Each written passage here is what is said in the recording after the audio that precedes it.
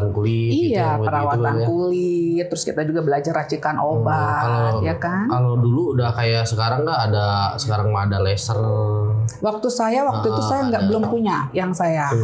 Saya cuma sebatas dulu ada semacam mikrodermabrasi kayak begitu, terus alat facial otomatis, kemudian kauter, kemudian juga kalau alat akupuntur, kemudian untuk body shaming dulu kan ceritanya gitu, untuk slimming juga. Pasiennya pada kurus, dokternya nggak kurus-kurus.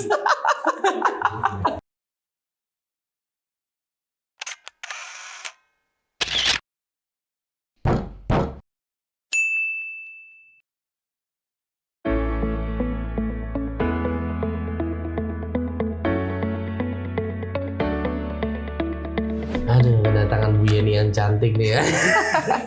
Terima kasih. Bu Yeni, makasih banyak udah hadir. Iya, sama-sama. Cuman saya tuh penasaran sama Bu Yeni ketika lihat gelarnya, aduh dokter kata saya tuh. Dokter itu dari kapan itu lulusnya? Saya kalau masuk 95, angkatan 95 kan. Kalau di kedokteran sebutnya angkatan tuh pas kita masuk. Lulus itu kurang lebih 2003. Lama banget ya. Lama banget. Hampir 8 tahun. Soalnya sambil hamil, sambil nikah, punya anak. Gitu. Kebetulan kuliah kan di Jatinangor di kedokteran Unpad. Gitu. Dari dulu memang cita-cita saya jadi dokter. Gitu. Dokter apa Bu? Cita-citanya dokter spesialis? Dokter umum dulu. Dulu memang pengen punya klinik kecantikan dan alhamdulillah kesampaian sih. Cuman kita tidak sempat spesialis ya karena kan suami saya kan TNI ya, sibuk juga. Jadi kalau kita mau ngambil spesialis itu pindah-pindah kan. Jadinya ya susah. Kata suami saya, udahlah nggak usah spesialis. Akhirnya kita ikut kursus kecantikan, kursus akupuntur gitu kan. Bikin klinik kecantikan, besok kita akupuntur bisa segala macam. Lumayan 10 tahun. Oh gitu. Nah, dokter kecantikan itu yang didapat apa aja Bu waktu berpraktik di dokter kecantikan gitu.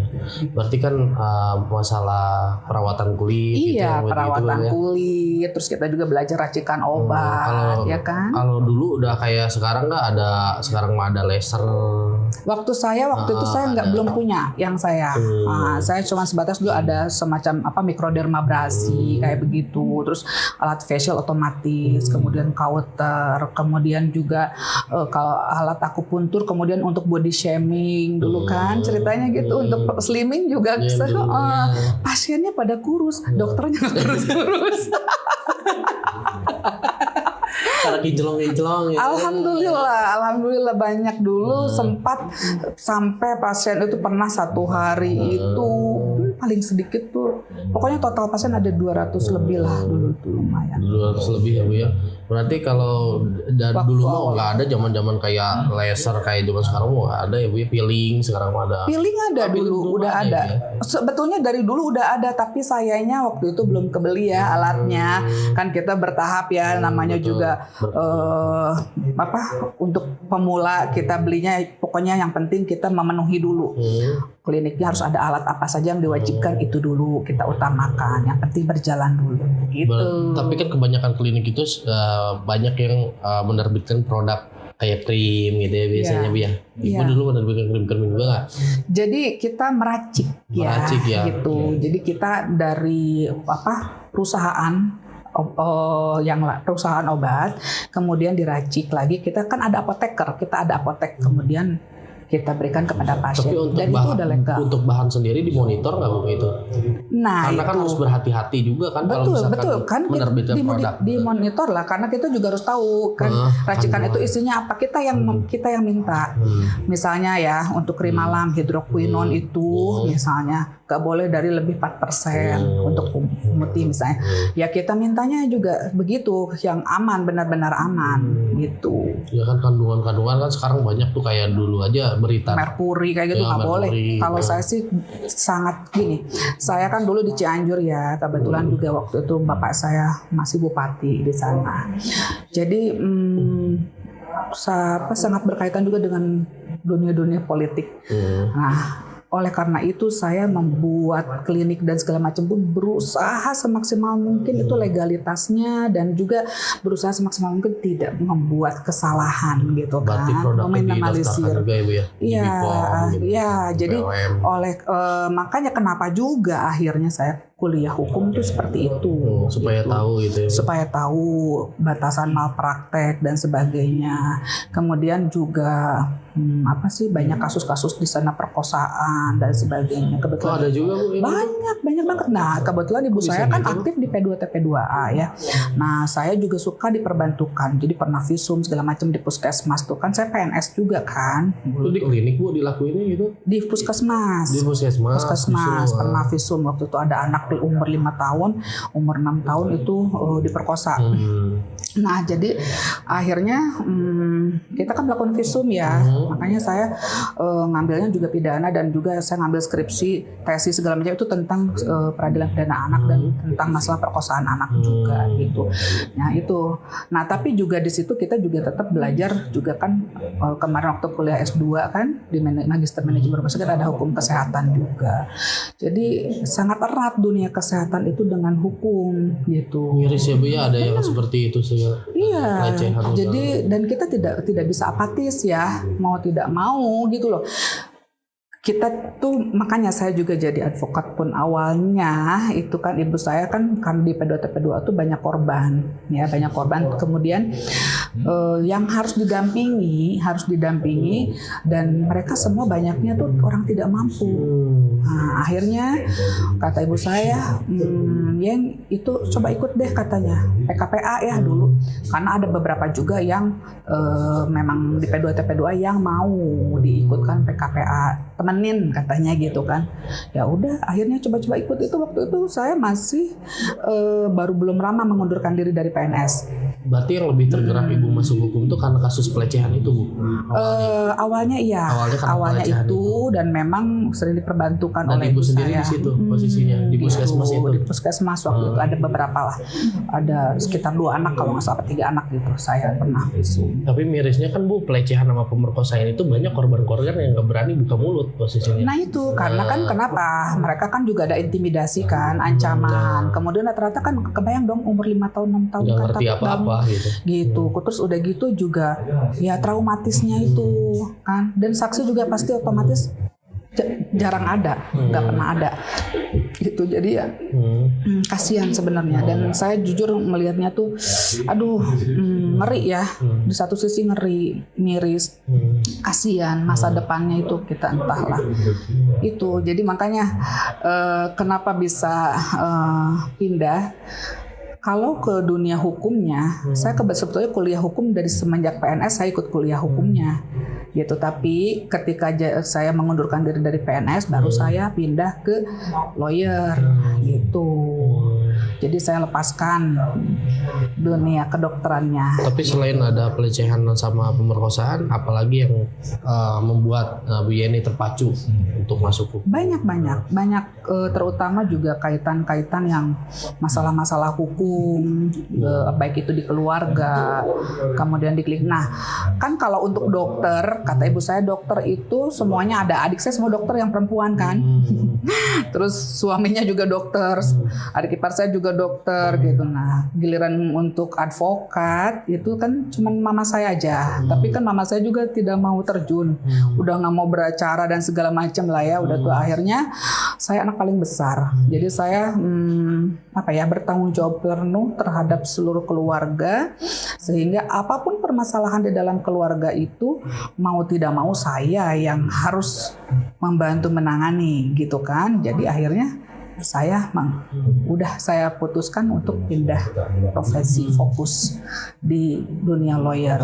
Dan kebenaran kan memang Bang Alvis sebagai kuasa hukum keluarga. Jadi kata ibu saya, udah Bang, Yayang ikut gabung aja dengan Abang sambil belajar gitu. Tapi banyak juga selain permasalahan pelecehan dan pemerkosaan, juga banyak juga permasalahan malpraktik ya. Banyak, maksudnya kita diduga misalnya gitu kan, pernah tuh seperti gini. Saya waktu masih di dokter ya, masih di klinik, ada tahu-tahu telepon ngaku-ngaku katanya ajudan dari Kapolres. Katanya ibu klinik ibu katanya memberikan obat kadaluarsa katanya gitu kan. Obat kadaluarsa. Saya bilang ada buktinya tidak kata saya itu. Terus ini dari mana katanya? Ini dari ajudan Kapolres. Kenapa kok ajudan Kapolres yang nelfon saya? Kan harusnya juga reskrim atau apa ya gitu kan. Kenapa langsung ajudan Kapolres? Terus udah gitu ada juga telepon katanya bahwa klinik ibu memberikan antibiotik katanya 2 macam. Saya bilang, loh kenapa? Kita ada kalanya kita boleh loh memberikan antibiotik 2 macam kata saya, tergantung daripada penyakitnya itu apa dan memang kebutuhan dari orang tersebut itu bagaimana. Harusnya tidak menyalahi prosedur ya. Makanya nah tapi ya seperti itu ditelusuri ternyata tidak ada, sampai dicek ke Pak Kapolres sendiri tidak ada itu seperti itu katanya, dan saya juga tidak percaya gitu kan. Giliran udah oleh suami saya waktu itu ya masih ada almarhum kan, di teleponnya diangkat dia langsung hilang gitu. Nah karena ada ancaman teror seperti itu, jadi kita juga akhirnya ikut. Sempat ketakutan nggak Bu pas di nerima telepon dari? Jujur enggak ya. Mungkin karena pendidikan saya juga suami saya TNI ya, jadi mungkin ngedenger gitu malah saya lawan sendiri gitu ya. Jadi ya karena kita tidak merasa salah. Dan bingung nggak? Ya bingungnya itu ini benar atau enggak gitu loh. Saya salah apa gitu? Bingungnya kan itu sesuai prosedur gitu. Iya, bingungnya ini apaan sih gitu loh. Tapi ya alhamdulillah sampai sekarang juga aman. Asik sebenarnya antara, tapi kalau boleh jujur ya, kalau menurut saya kan kuliah ini hukum, kedokteran sama manajemen ya berarti ya. Dari semua justru kuliah buat saya paling sulit itu memahami justru hukum. Di sini. Karena hukum itu kan saya mungkin basicnya eksak ya, gitu. Jadi kalau eksak makan 2 tambah 2 sama dengan 4 udah pasti. Hukum 2 tambah 2 bisa 10 bisa 14. Universal lebih luas itu pandangannya. Iya, gitu. Karena sebenarnya dalam bidang apapun juga bersangkutan dengan hukum ya Bu, apalagi di bidang kesehatan sekarang banyak beritanya itu kan. Dan makanya saya selalu bilang, saya pernah menyampaikan kalau namanya jadi advokat itu harus pintar. Gitu loh. Kenapa harus pintar? Karena apa? Perkara yang kita tangani itu kan banyak. Gitu. Macam-macam gitu kan, mau perkara kesehatan lah, mau perkara misalnya perdata, pidana segala macam gitu kan. Nah, otomatis di mana kita mendapatkan perkara tersebut kita harus bisa memahami bagaimana kita mau menyelesaikan kalau kita tidak memahami, ya kan gitu. Jadi ya kayak gitu. Terus setelah udah menguasai nih hukum gitu kan, udah lulus gitu kan, udah lulus sekolah hukum segala macam, tertuangkan nggak dalam prakteknya nih di bidang kesehatan seperti apa perkara-perkaranya itu? Kebetulan kalau kita perkara kesehatan itu jarang. Baru kemarin kayak saya menangani langsung klinik adik saya, ya gitu. Tapi ya alhamdulillah selesai dan tidak sampai ke pengadilan dan sebagainya. Itu hanya sekedar kita jadi konsultan aja bahwa yang harus disiapkan ini, kemudian juga hati-hati ini segala macam. Kenapa? Yang klinik adik itu?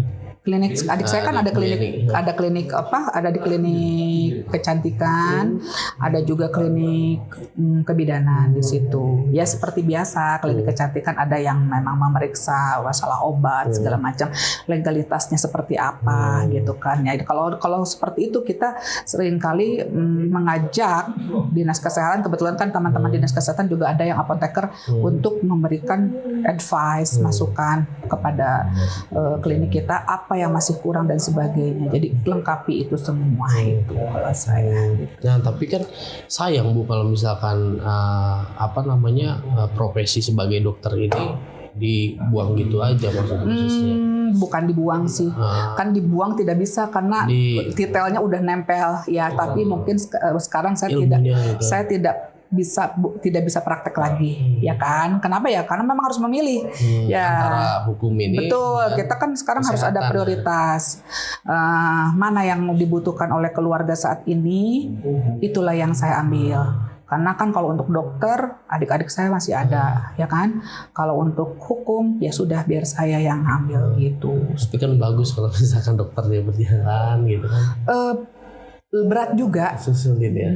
Waktu ya, kemudian kita fokusnya juga akan berat juga. Sekarang ya udah, Cabang ya. sekarang udah aja hukum aja, advokat sama dosen udah gitu. Bagusnya ibu retainer dengan banyak rumah sakit. Rumah sakit ya Bu ya. Pernah sih di rumah sakit juga, tapi ya kalau sekarang kan mereka karena partnernya sama Bang Alvis ya, jadi ya ngikut aja. Tapi kan kalau di rumah sakit kayak di puskesmas kan pasti ada aja ya keluhan. Teman-teman gitu. saya suka yang konsul kayak gitu banyak kok. Ada yang dari Bogor gitu konsul tentang masalah itu apa kalau misalnya ada masalah atau apa. Terus kemudian ada juga yang dari Jakarta gitu kan. Itu banyak kok yang tertarik sekarang. Terkait masalah apa Bu di bidang kesehatan? Ada yang masalah kemarin sih ada yang ya masalah seperti tadi ditanyakan ya racikan obat segala macam. Terus label ya kan. Labelnya label halal apa segala macam itu ada juga yang kayak gitu. Tapi banyak juga oknum-oknum klinik kecantikan ya Bu ya, yang itu lama banget itunya apa namanya diselidikinya bahwa si produk tersebut itu tuh berbahan merkuri gitu. Nah itu kan anehnya baru ketahuan pada saat-saat ini gitu. Padahal terdaftar juga di BPOM. Nah itu kembali makanya kembali ke BPOM itu sendiri. Itu kenapa bisa seperti itu? Yang mengeluarkan izin itu kan itu dinas kesehatan, ya kan, bekerja sama dengan BPOM, yang memeriksa urusan masalah obat segala macam BPOM itu bekerja sama. Ya itu kenapa bisa seperti itu? Dikembalikan lagi, gitu kan? Apakah ketika izin keluar itu memang pas dilaporkannya tuh tidak ada merkuri, tapi setelah izin keluar lalu ternyata diracik merkuri atau bagaimana? Itu kan ada penelitiannya sendiri. Pemeriksaannya karena kan itu benar-benar sangat merugikan masyarakat, apalagi yang penggunanya berbahaya. Apalagi dalam jangka panjang dipakai tiap hari posisinya dia menyangka bahwa ada BPOM. Karena kan kalau ibu-ibu kan pengennya cepat kinclong ya atau apa gitu, asal kinclong gitu kan. Ya, tapi kan kita kan nggak tahu juga, ada juga kan yang konsumen yang selektif gitu kan, dicek aja lah langsung ke ininya gitu kan, dicek ada mengandung merkuri baru ketahuan gitu. Iya, ya makanya kita juga sebagai konsumen juga harus pinter ya sekarang. Jangan asal kita melihat hasil, tapi juga kita harus selidiki dulu kenapa bisa seperti ini dan sebagainya. Ini harus menjaga juga melindungi. Tapi sekarang pasien sekarang pinter-pinter kok, mereka lebih kritis gitu loh. Ya, karena ada permasalahan sebelumnya mungkin ya Bu ya, jadi prinsip kehati-hatiannya lebih lagi posisinya. Iya. Nah mungkin harapan Ibu gimana nih terhadap ya hukum-hukum sekarang khususnya di regulasi di bidang kesehatan ini, apa sudah benar-benar efektif atau belum? Menurut secara saya prakteknya gimana, sudah terrealisasi atau belum? Menurut saya undang-undang kesehatan masih terkotak-kotak, ya masih tumpang tindih dan sebagainya juga gitu. Jadi kita perlu juga banyak analisa dan mungkin harus ada yang apakah bukan diubah atau ditambahkan atau mungkin di breakdown lagi gitu kan. Nah itu mungkin perlu pembahasan yang lebih lanjut lagi dan banyak pakar yang harus terlibat di sini gitu kan. Seperti tapi ya sejauh ini sih ya lumayan sudah banyak yang bisa diterapkan di sini gitu. Cuman masih parsial ya, masih terkotak-kotak juga gitu kan. Ya soalnya kan kasihan juga ya dari segi konsumennya juga kan, konsumen juga kan menerima suatu produk itu tidak cuma-cuma ya Bu ya. Iya. Mereka juga bayar kembali ke oknum ya. Baik itu oknum dokternya, baik itu oknum dari BPOM-nya, baik itu oknum dari dinas kesehatannya, itu semua juga balik ke oknum. Sistemnya juga harus dirubah. Nah itu dia, merubah sistemnya itu juga ya kita juga harus benar-benar satu sama lainnya itu memang stakeholdernya saling bekerja sama dengan baik ya di situ. Kembali lagi ke orangnya sih susahnya. Kembali ke integritas orang tersebut dan sebagainya gitu. Dia tujuannya bagaimana gitu kan. Berarti itu mah harus kesadaran dari instansi masing-masing. Betul. Dan susah ya. Susahnya apa? Ada aja yang nakal ya. Susah dah kumaha atuh. Tapi memang kalau seperti itu tuh nggak hukuman dan sanksinya kurang berat atau gimana Bu? Masih ada pelanggaran-pelanggaran seperti itu. Begini, karena kan kalau di dunia kesehatan tuh banyak penyelesaiannya rata-rata perdata itu kan di luar pengadilan ya, gitu, melalui mediasi dan segala macam gitu kan. Jadi kalau dibilang sanksinya berat atau tidak juga ya harus dilihat dulu kesalahannya seperti apa. Tidak bisa kita juga menerapkan juga ini sanksinya harus segini tanpa kejelasan ini unsurnya masuk ya, atau misalnya tidak. seperti malpraktek aja seperti apa? Ya kalau malpraktek kan itu macam-macam. Ya menyebabkannya seperti apa? Kematian. Apakah kematian atau apa? Dicelidiki dulu penyebab kematiannya kalau apa. Kalau sudah terbukti itu ada informed consent-nya atau tidak, kemudian sesuai SOP atau tidak, kemudian dia melakukannya di mana, apakah di rumah sakit atau di mana. Kalau di rumah sakit siapakah yang bertanggung jawab, apakah itu dokter yang bersangkutan atau misalnya manajemennya yang bertanggung jawab. Itu semua kan harus diselidiki benar-benar gitu loh. Selektif diselidiki ya Bu ya. Benar-benar, dan jangan ada kong kali kong macam-macam di situ ya jadinya. Tapi gitu. kalau Tapi di sini juga tidak selalu mohon maaf tidak dipotong. Enggak apa-apa. Maksudnya tidak selalu pihak kesehatan yang memang selalu bersalah. Seringkali juga ada pihak dari pasien yang memang diprovokasi dan sebagainya gitu ya. Ada juga yang mereka sengaja menjebak gitu loh dan sebagainya kayak gitulah. Gitu. Nah, menurut Ibu yang benar-benar emang pure gitu malpraktek hingga menyebabkan orang mati itu seperti apa? Berarti dia tidak berjalan sesuai SOP-nya berarti? Macam-macam. Ya mungkin gini, ada juga dia itu sudah menjalankan sesuai SOP, tapi ternyata misalnya ada resiko yang terjadi dari pasien tersebut yang tidak diketahui, misalnya gitu kan, gitu misalnya kayak obat sendiri ya, dokter sudah memberikan obat. Dia kan gini, kalau kita ke dokter nih, nggak usah jauh-jauh ya. Kita ke dokter pasti kita ditanya, Ibu ada alergi obat nggak? Ya kan? Nah pasien kan tidak semua tahu kalau dia alergi obat. Pasti jawab, saya mah nggak ada. Dikasih lah obat. Misalnya Antalgin, tahu-tahu Stephen Johnson syndrome jadi kebakar semua. Betul. Itu bukan salah dokternya juga gitu loh. Jadi tidak bisa disalahkan. Jadi dosis juga harus menyesuaikan. Bukan dosisnya, dia tidak tahu kalau pasien tersebut itu alergi gitu. Iya, karena kalau misalkan dia alergi atau tidak kan disesuaikan juga dengan dosis obatnya kan Bu. Nah kalau yang kayak gitu nggak bisa juga disebut malpraktek gitu. Ya karena apa? Prosedur awal udah ditanyakan, dia ditanya ada alergi atau tidak, dia udah jawab tidak ada gitu kan. Padahal ada. Dan dia mungkin jawab tidak ada karena tidak tahu juga. Nah, ketika dikasih obat tersebut terkena alergi, ternyata alerginya parah, jadi fatal, gitu kan, jadi fatal kan. Ya itu juga nggak bisa gitu. Nah yang nggak tahu mah kannya diprovokasi lah datang. Mohon maaf kadang-kadang juga ada advokat atau apa ya, terus udah gitu yang di lapangan. Pihak ketiga lah Bu. Padahal itu nggak bisa gitu. Ramai kan aja di blow up. Intinya harus diselidiki benar-benar ya Bu ya. Diselidiki benar-benar kan harus berdasarkan dengan penyelidikannya seperti apa. Baru bisa keluar gitu kesimpulannya gitu kan bahwa karena apa gitu ya Bu ya.